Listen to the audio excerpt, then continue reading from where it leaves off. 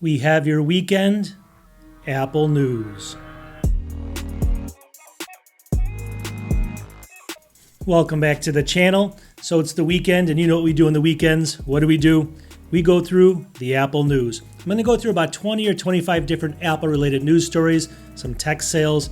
I even have a beer on the weekends. We have some fun. So sit back and relax, and let's get into, you know it, the weekend Apple news. Okay, story number one. I'm going to need some help understanding this. It's got me a little concerned. Let's take a look. Mac rumors. MacBook Pro with OLED display to launch late next year. It says right here, Apple will launch the first MacBook Pro models with OLED displays in late 2026, according to a new report out of Korea discussing the supply of OLED panels. And we can see a little picture here. So a couple things. Well, actually, let's continue, then I'll come back to why this has got me a little bit concerned. It goes on to say that dealsite.co.kr reports that Samsung Display will be the sole supplier of OLED panels for the new MacBook Pro models, thanks to its heavy investment in Gen 8.6 OLED production lines. You can see it right there. So why has this got me a little bit worried, first of all, and from a weird site like this, from Korea? Well, first of all, I'm almost positive that all of the OLED screens are going to be supplied by Samsung now. That's a lot of reports coming out on that. This is a Korean kind of web tech website, and I'm sure they have some connections in Korea. So it's probably true that this might be coming out in late 2026. So what does this mean with all the news we've been hearing lately? Okay, so if you watched like Max Tech and some of those channels lately, and you've heard from Mark Gurman, a lot of people now are saying that there's going to be no M5 launch of the MacBook Pros this year. It's going to be pushed to the beginning of next year. So what does that mean? This seems really odd. So, I mean, in fact, Max Tech, I think, was saying that the next iteration is going to have the OLED, but not what this article is saying here. This is late 2026. So this doesn't even, doesn't match up. So either we're going to get the M5s in November, we're going to get the M5s in January with no OLEDs, and then we're going to get these M6s way at the end of the year in 2026. But would Apple actually do both of those in the same year? Would they actually launch the M5 and the M6 within 1 year? Does that make any sense? Or even worse, are they going to just skip the M5 altogether and actually come out with the M6 version of it with the OLEDs later in the year in 2026 and kind of skip the M5s? This is where I'm having some hard time understanding exactly what's going on here, especially with, like I said, Max Tech and Mark Gurman coming out with all these different rumors. It's got me thinking like there's something going on here. I just do not know what it's going to be. Okay, if I had to take a guess here, I just don't think the OLED is ready yet. So I think the M5s are going to come out in the next 3 months. This is my best guess. Then what I think is going to happen is that in late 2026, whether it's November, October, somewhere late there, we're going to get the M6s with the OLED screens from Samsung. That's my best guess. But you guys let me know. With all the information you've been reading and hearing, post in the comments to tell me what you think's coming. It's just an interesting topic to me because it's so important with MacBook production and stuff. But I just don't know. And here we are again, unknown. Okay, for story number two, this is going to make sense in a second, but first let's read it over here. Mac rumors. OpenAI brings faster, smarter GPT-5 model to ChatGPT users. OpenAI today introduced, GPT-5, which is the company says brings a significant leap in intelligence with fewer hallucinations. Now that's exactly what Apple wanted, but this is ChatGPT. But stay with me for a second, all right? It says the model offers improved performance across coding and math, writing, health, and visual perception, and more. OpenAI says that ChatGPT-5 is its best coding model to date as well. That's all good news, right? According to OpenAI, ChatGPT is significantly less likely to hallucinate compared to prior models. With web searches enabled, GPT-5's responses are 45% less likely to include a factual error than GPT-40. That was just the last one, I believe. Responses are 80% less likely to have errors than OpenAI o3. Imagine that. And that's really just in a short period of time. The weird thing in here, the weirdest part about this, it says there's 4 personalities that users can select for the GPT-5, including cynic, robot, listener, and nerd. Look at that. That's crazy. I don't know if I'd do the cynic, and the nerd's probably the best one, right? They're going to be right all the time. Anyways, you get the idea. So why is this important for Apple? Right over here. Mac rumors. It says iOS 26 to bring ChatGPT 5 integration to Apple Intelligence. Here we go. This is what's tying in ChatGPT 5. Apple Intelligence will integrate OpenAI's newly launched ChatGPT 5 model when the iOS 26 arrives next month. Apple has confirmed, according to 9to5Mac. So this is not a rumor. Apple's actually confirmed this. So the integration means Siri will tap into the latest AI model with Apple's own systems when Apple's own systems can't handle specific requests, which is quite a bit. ChatGPT 5 which OpenAI announced Thursday, offers enhanced reasoning capabilities and coding tools and better voice integration, stuff like that, like we just talked about. So this is the good news. So Apple's finally getting the idea, hey, listen, if we can't win it by ourselves, let's just join someone that's winning and move ahead, right? That's what they're doing here. And the newest version that just launched, I guess today or yesterday, is going to be available. And this is coming out in the next couple of weeks, iOS 26. So long story short, get ready for it. It's going to be nice and it's going to work really well. And we're going to see the future of Apple, because I think Apple's ultimately going to be using ChatGPT for everything. I don't think they're going to be doing their own, but we'll see. Only time will tell. Okay, this next product in my hand right here is a really cool and innovative product. I want to just introduce it to you really quickly. This is what they call the Mukiya USB-C 8-in-1 docking station laptop stand. The model number is HUB M48, so it's a mouthful. So what is this? Well, first of all, it's a stand, right? And the reason I love this thing so much is, hold on one second. I'm going to put this in front of the microphone because it's going to make a lot of noise. But you can see it here. It fits in your bag. It's really small. But you can go ahead and put your iPhone on the stand. You can also put an iPad on the stand as well. And then you can go ahead and, look at that, you can go ahead and put a giant MacBook on there. So this is a stand that can fit anything just by going like this, all right? Now, obviously, the stand will open up like a normal stand this way. It's got a bunch of grooves in here so you can get this thing to stand in any angle that you want it to as well. And as I'm talking about this, I'm going to be showing you pictures because, again, it fits all of your devices here. And it's got those little kind of grooves in here that let you move it at any angle you want. And it can hold a ton of weight on it. It's a really good, innovative stand. And if you look over here, the pricing is really phenomenal for what it is, right? So if it was just a stand, it would probably be worth that cost because it can do it for all your devices. But this thing is so much more than that. So let me introduce. It's actually an 8-in-1 hub as well. And the reason this is perfect for travel is because, first of all, the size of it, it completely folds open like I showed you here. And you can fold it many different ways. Actually, let me put this thing down here. I don't want to do it right here because it's going to make too much noise. Long story short, you can fold this open, travel with it. But then when you're out at a coffee shop or something, you have all these ports you can connect into. If you want to go ahead and put in like an SD card, some of your SSDs into here, you can get it. Now, what kind of ports does it have? Well, let's talk about it. Okay, so right over here, it's got an HDMI port. It's got two USB-A's at 5 gigabit per second. It's got the SD and TF card readers. Now, that's great, again, for just plugging in a SD card. You also got a USB-C, 5 gigabit per second. Then you have a PD power port. It can charge, I believe, up to 100 watts. I think on MacBooks it's a little bit less, but still about 90 watts or somewhere in there. And then finally, you got your host port over here. So you got all these ports that are connected actually to this stand, which is amazing, right? So when you're traveling, let's say you go to a hotel room, you can go ahead and prop this up on your desk and go ahead and start using it for all of your devices, depending on what you're using. Maybe you're using a MacBook first and then an iPad later. Just take this with you. It even comes with a great carrying case and a cable right over here. So it comes with a carrying case and a cable. Anyways, I totally recommend this product for what it is, right? It's innovative, and again, for the cost, you can't go wrong. Check them out. I'll have links in the video description. And again, I hope I'm saying this right. Mukiya USB 8-in-1 stand hub, I guess they call it. Anyways, another cool product. Cheers, everyone. Hope you're having a good weekend. Now we got some Mac sales and some tech sales right over here. First one over here is that was a kind of a good deal here. $1,249. So what do we have? We have the M3 Air, but this is the 15-inch Air. So it's the bigger Air M3 chip, not the M4, but the M3. But it's 24 gigs of RAM and 512 gigabyte SSD. Both upgrades and two upgrades here, from this model. $1,249, $450 off right now from B&H. That's a really good deal, right? So I'd recommend getting this over the M4 because you get 24 gigs and you also get upgrade on the storage as well. And it's just about the same cost as just buying the M4 altogether. Now we also have a whole bunch of sales right now ongoing on iPads, because does that tell you something? Maybe they're coming out soon. But here we go, over here. First one's the 11-inch. This is the 11-inch M3. This is going to be the iPad Air. Look at that, 128 gigs. $449 for this, for the M3 chip, not the M2 chip. It's 25% off, which you never see from Apple. That's going to be, $150 off right now, and it's only usually $600, to begin with, but now it's $449. That's a great deal, right? But it's all of them. You can go to Amazon, you can check them all out. This is the iPad Air 13-inch, the bigger one with the M3 chip. Same thing, 128 gigs, usually about $800. It's $649 right now. Pretty amazing deal, right? I mean, that's 19% off just because it's more expensive, but still huge price breaks on this. So we think the new ones are coming, but I would pick these up because you don't need much more than the M3. And then if you want an iPad Pro, with an M4 chip, which is more than you'll ever need, right over here, the iPad Pro 13 M4. It's got 256 right here, so that's how much storage. This is $10.99 right now. This is the 13-inch. Usually $1,300, now $10.99, 15% off. Still though, these are all big percentages just because it's 15% off, just because the cost is higher. And that's a good cost on that. And it's one of the lowest I've seen. It might have been like maybe a percentage or two lower, but still, you can't go wrong with this. I know the new ones are incoming. I don't even think this will go down much more than this because Apple doesn't usually do that. So I think this is one of the best deals you can pick up right now, and I would do it.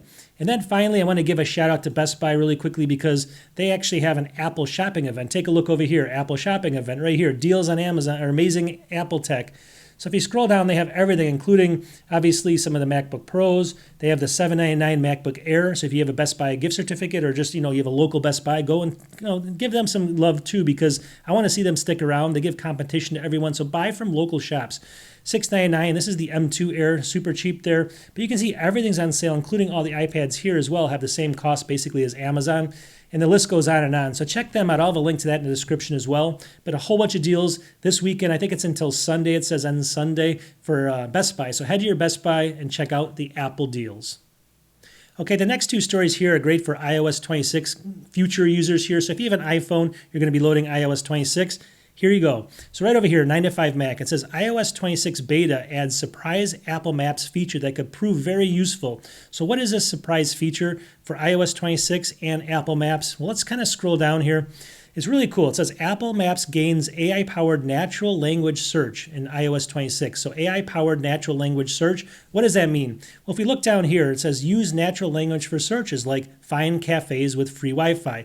So now on your maps, you can say find cafes with free Wi-Fi. Before you'd have to say search for all cafes, and then you have to look in there if they have Wi-Fi, and then see if it's free. Now you can just say find cafes with all free Wi-Fi. It's only going to return the results that have cafes, number one, but with Wi-Fi, number two, and then free, number three. So it's going to be natural language searches, all AI powered. That's kind of a surprise feature. I mean, you would always think it should have been in there, but it wasn't, and that's kind of cool that they're adding it now. Okay, this next story is also a big one if you have an iPhone coming up with iOS 26, and it's a kind of a cool thing to know. Right over here, Mac rumors. iOS 26, get a callback reminder for a missed call. So keeping track of missed calls can be challenging when you're juggling several tasks a day. So long story short, if you have an iPhone, you can get all these missed calls. Let's say you get a lot of calls. I don't, but let's say you get even a couple, right? And they come into your missed calls queue there. What you want to do here is, let me just kind of go over here. So it says, you open the phone app right here. Let me scroll down. Open the phone app. Tap the calls tab and then scroll down to recent. So you're going to see all your recent calls in here, right? That's where you want to get to first.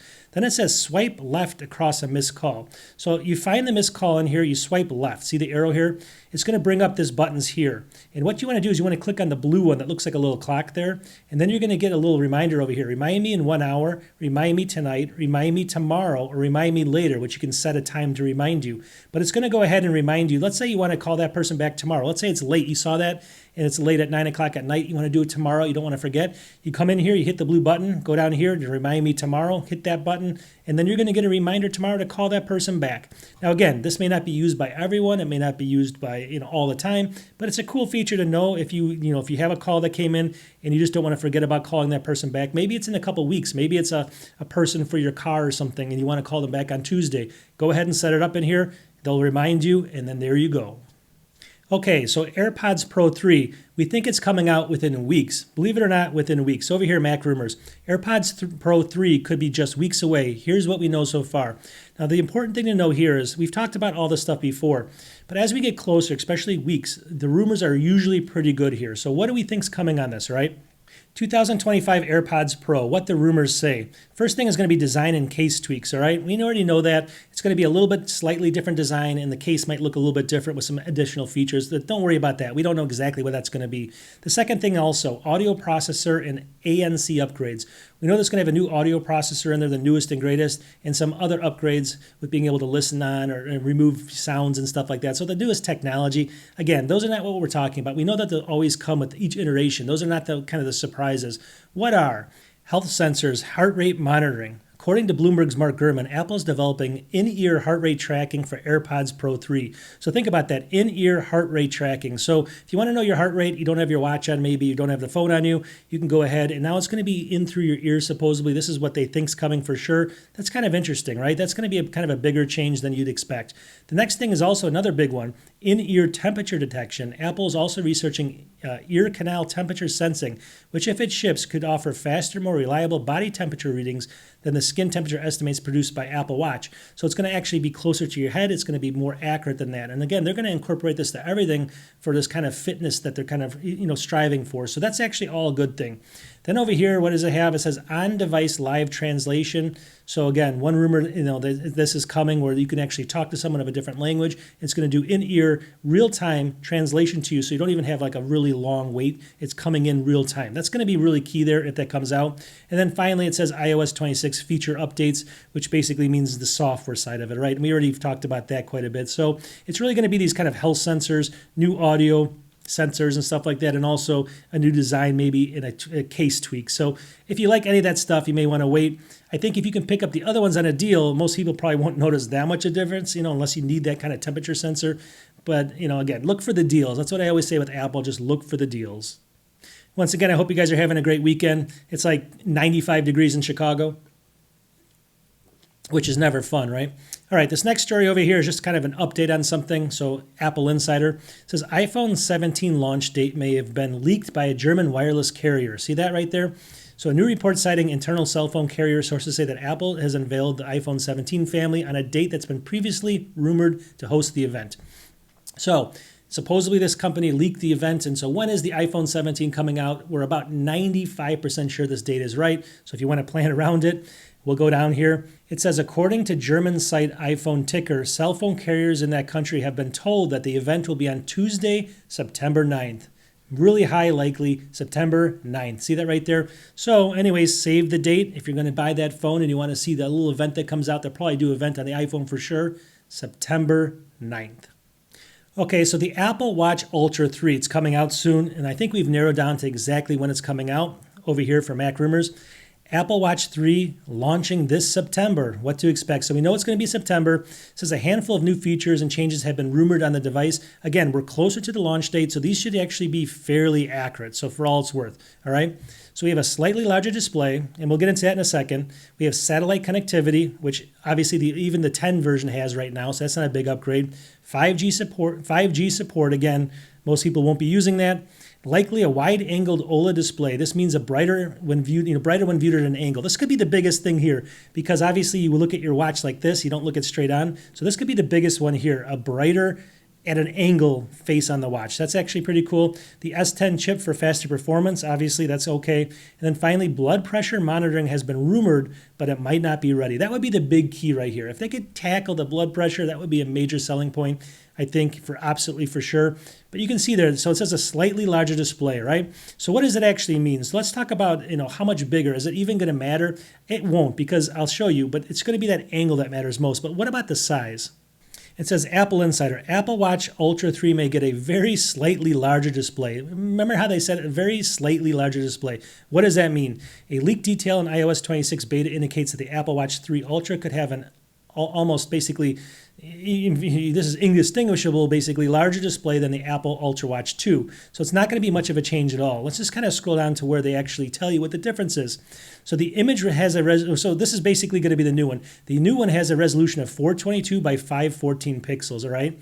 The Apple Watch 2 had a 410 by 502. So it's going to go from 422, well, basically it's going to go from 410 to 422 and then 502 to 514. Can you imagine that? It's almost no difference at all. It says basically, if the screen remains the same physical size of 1.92 inches diagonally, the pixel density will grow from 335.83 pixels to basically 344. So it's going to be 3.1% bigger, I guess, as far as the pixel density and whatever you want to call it there. So it's going to be, but I mean, look at the pixel size here, which is crazy. So, I mean, it's just something's going on here. They think they're, maybe it's just going to be the exact same size with less of a bezel, a little bit different resolution. So if you're thinking like a major difference in size, like a much larger watch or something, it's just not going to happen. It's going to be basically indistinguishable from the other one for all it's worth. And the only thing that's going to really matter on the actual screen there is going to be better viewing angles, and that's what counts.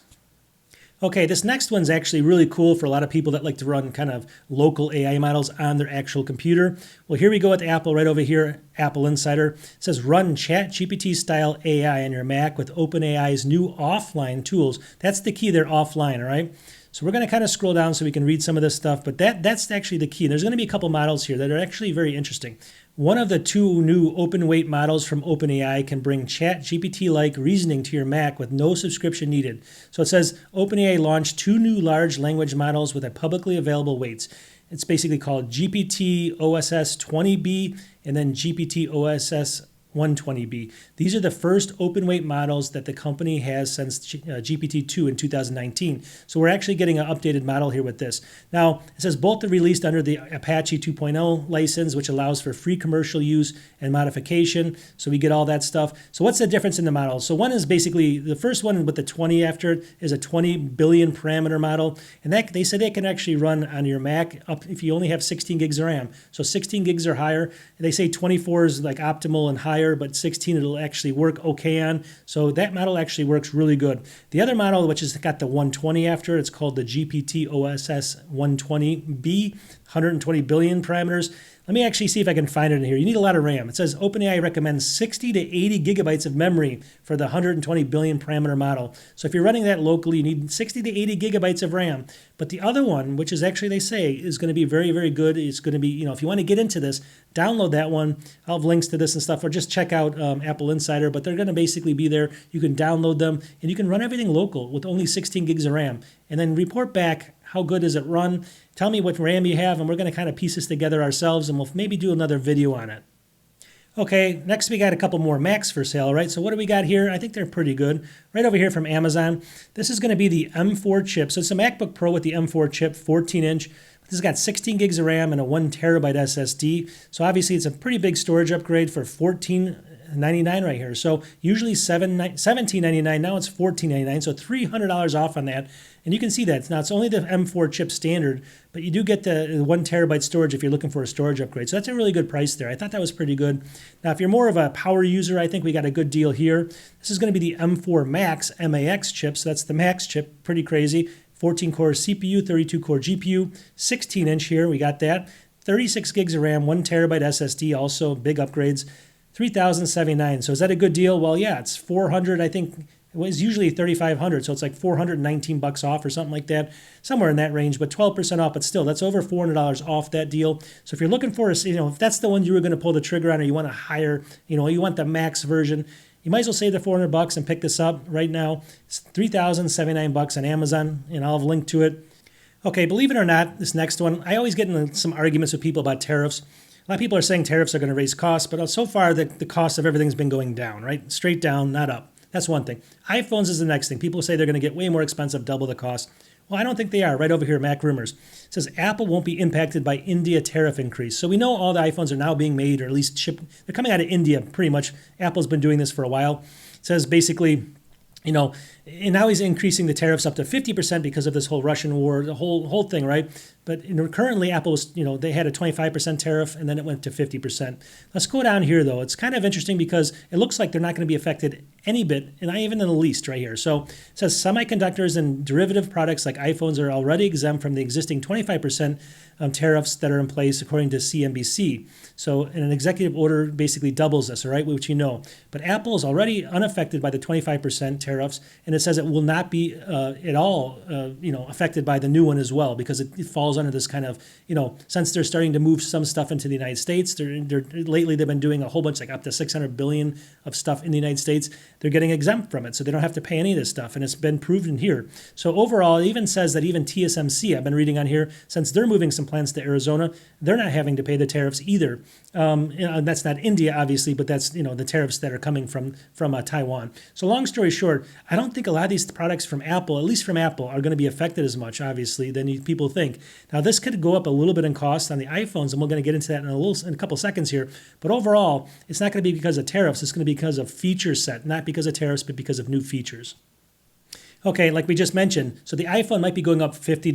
Well, why is it doing that? Is it going to be tariffs?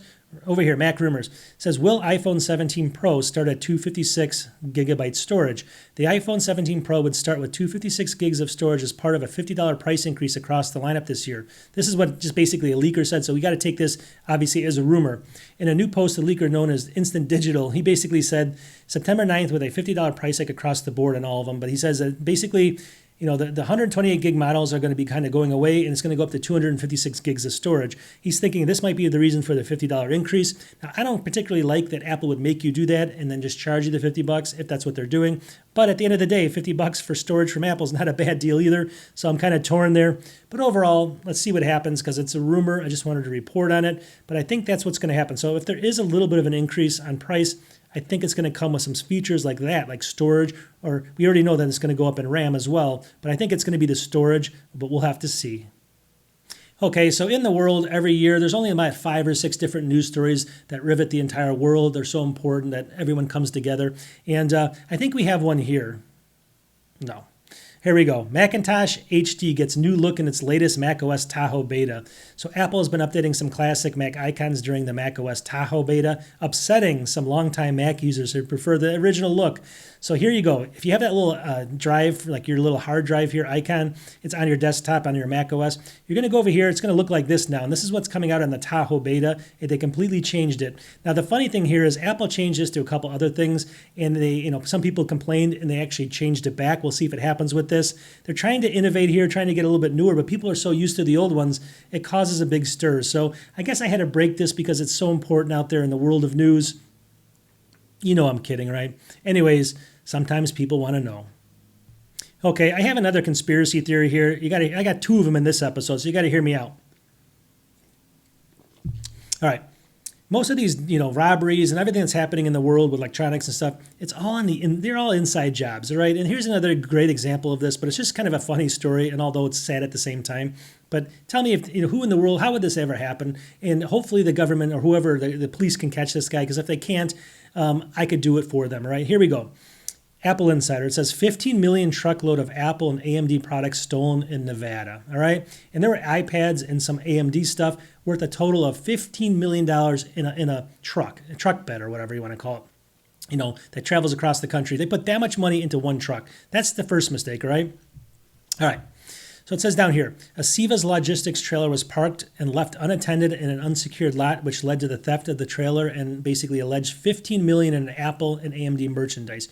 You can see it right here. So let me kind of scroll down because obviously you could say, well, this could possibly happen. Maybe the guy was sleeping in the hotel or something, but hold on one second, right over here.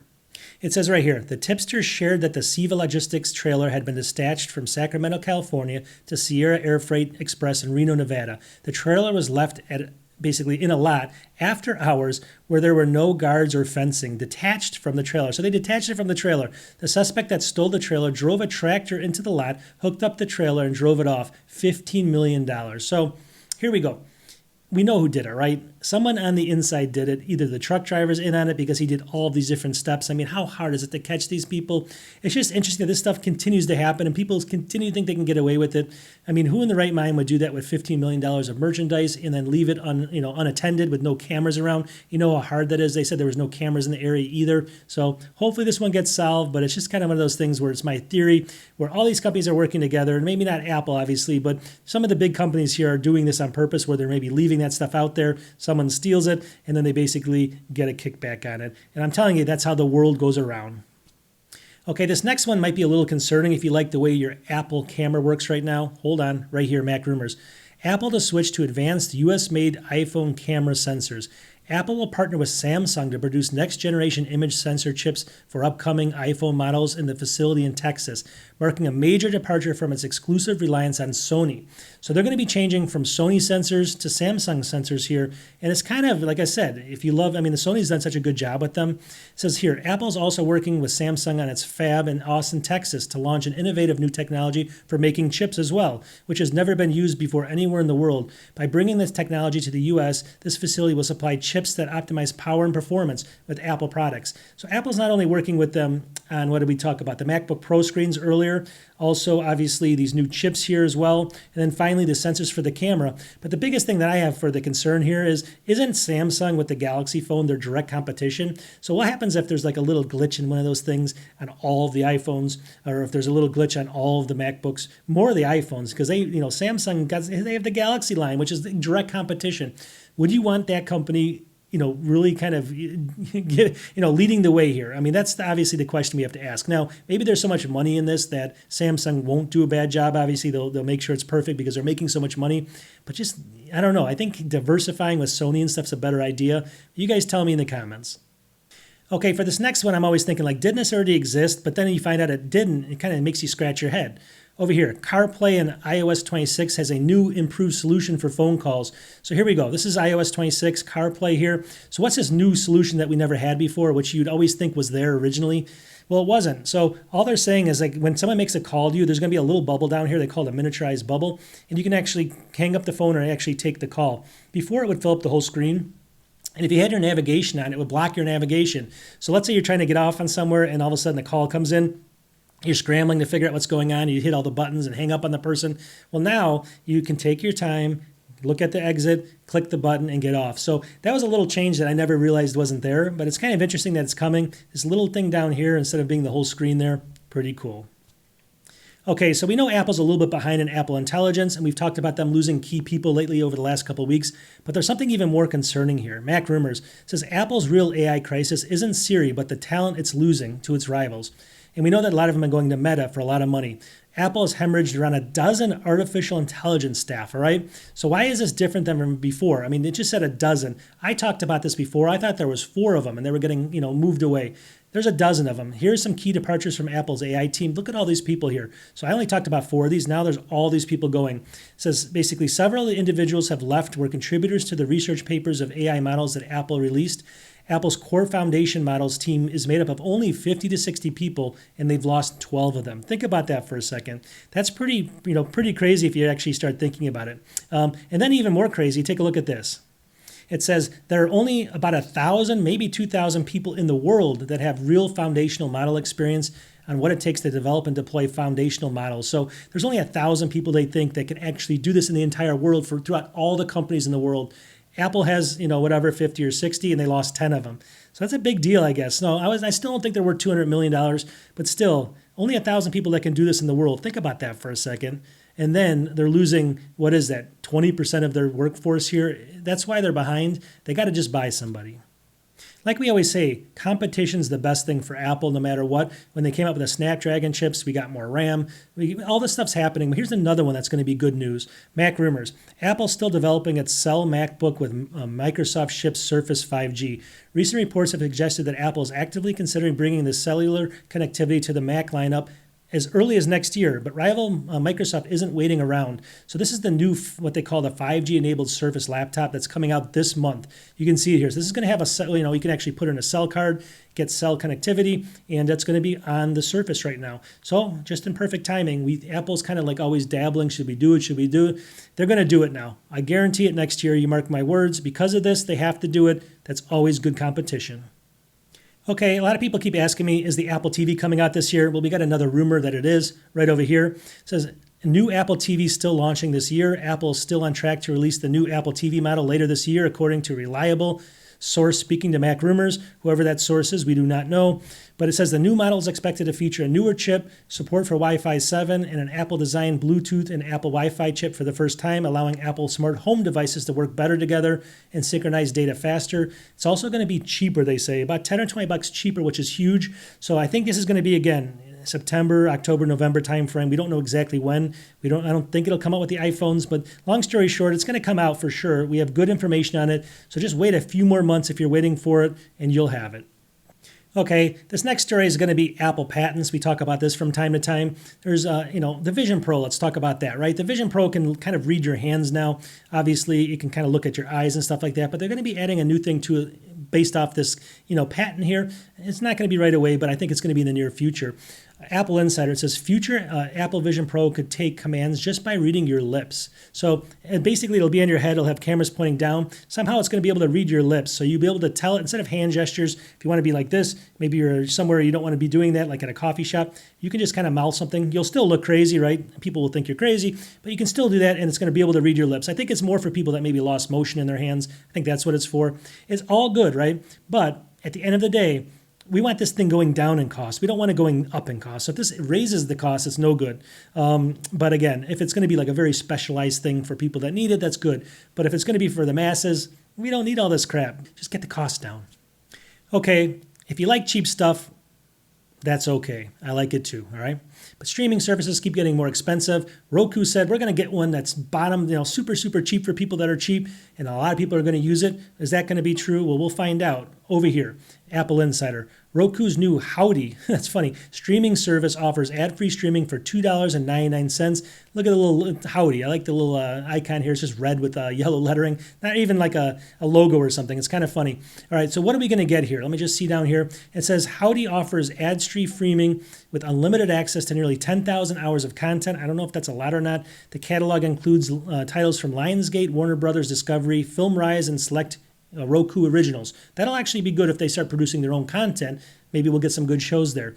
Subscribers can watch films like Mad Max Fury Road, The Blind Side, the series such as Weeds and The Kids in the Hall. And you can also get including rom-coms, medical dramas, and 90s sitcoms. So that's all good and dandy for $2.99. But is it any different than their live TV? If you ever go to Roku, you get free like the live TV, like Pluto TV. It's not live, I guess. It's recorded TV channels, but there's hundreds of them for free. So is this going to be any different? I mean, that's the question, because you can, maybe just don't have ads on them or something. I don't know what the difference is going to be. We'll have to check that out. But I think it'll be, this is what I want to see. More competition to get the price down. But, if this gets probably popular, then, Roku will probably raise the price on it just like everything else. And it'll be $9.95 after it's all said and done. So we'll have to wait and see.